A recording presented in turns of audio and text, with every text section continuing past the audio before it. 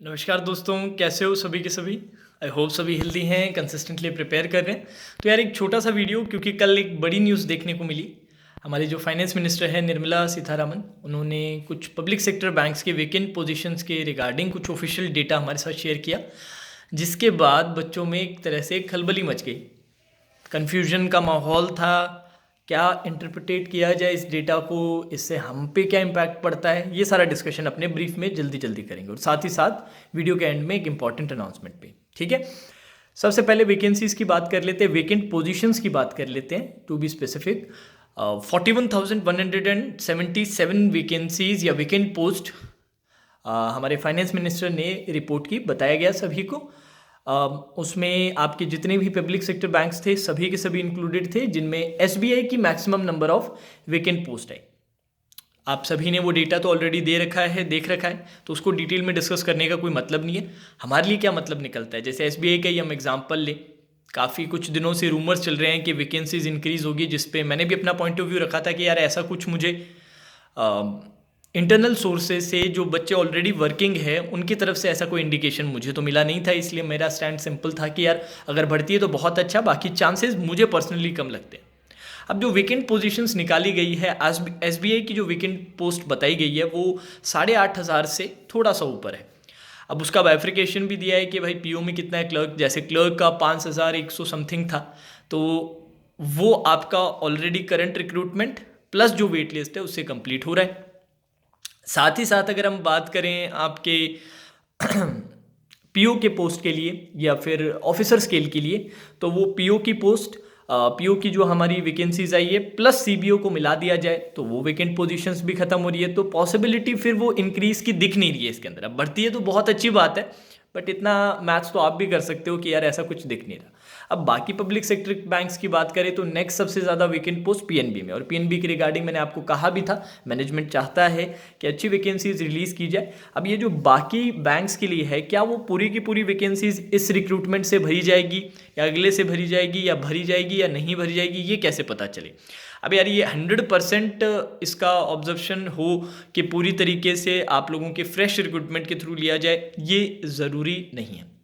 कारण बहुत सिंपल है कि आपने करंट सिनेरियो देखा है कि धीरे धीरे करके बैंक्स मर्ज हो रहे हैं। साथ ही साथ जो एक डिफरेंट अपने मैन पावर की जो ज़रूरत पड़ती है, जो आप लोगों को डिफरेंट काम के लिए डिफरेंट पर्सनल्स की ज़रूरत पड़ती है, वो थोड़ी थोड़ी कम होती जा रही है विद दी जैसे टेक्नोलॉजी जैसे आ रही है, तो लोगों की उतनी ज़रूरत महसूस नहीं हो रही है। तो वो सारी की सारी होना डिफ़िकल्ट है, बट स्टिल आपको इस साल ठीक ठाक वैकेंसीज देखने को मिलेगी आईबीपीएस क्लर्क में भी और आईबीपीएस पीओ में भी, जो मैंने आपसे पहले भी कहा था। और सभी बैंक्स के लिए रहेगा, सिर्फ पीएसबी के लिए, पंजाब नेशनल बैंक के लिए नहीं, बाकी जो आपके बैंक्स हैं उनके लिए भी रहेगा। एसबीआई का मैं क्लियर करना चाहता हूँ। एसबीआई का डेटा से क्लियर पता चलता है कि इंक्रीजेस के चांसेस ऑलमोस्ट निल है। ऑल्दो आप लोगों को सुन के अच्छा नहीं लगेगा, बट इतनी मैथ्स आप भी कर सकते हैं। आपके आईबीपीएस क्लर्क में अच्छी खासी वैकेंसीज देखने को मिलेगी आपको बाय द टाइम वो पूरा रिपोर्ट करता है। अब वो प्री के रिजल्ट से पहले कर देता है तो उससे बढ़िया कुछ भी नहीं है, ठीक है। और बाद में भी करते हैं तो टोटल नंबर ऑफ फाइनल जो वैकेंसीज आपको दिखेंगी वो अच्छी वैकेंसीज रहेंगी। आईबीपीएस पीओ में भी ठीक ठाक वैकेंसीज आपको देखने को मिलेंगी। मान के चलिए रफली 1,000 के आसपास आपको वैकेंसीज देखने को ज़रूर मिलने वाली है, ठीक है। अब आईबीपीएस क्लर्क के लिए बात करें तो इसको थोड़ा सा ज़्यादा कर दीजिए, मे बी इवन 9,000 इवन 10,000 के आसपास वैकेंसीज देखने को मिल सकती है। और एसबीआई का मैंने आपको ऑलरेडी क्लियर कर दिया है। अब आप में से बहुत सारे बच्चों का आईबीपीएस क्लर्क प्री का एग्ज़ाम है, उनके लिए एक छोटा सा सजेशन ये है कि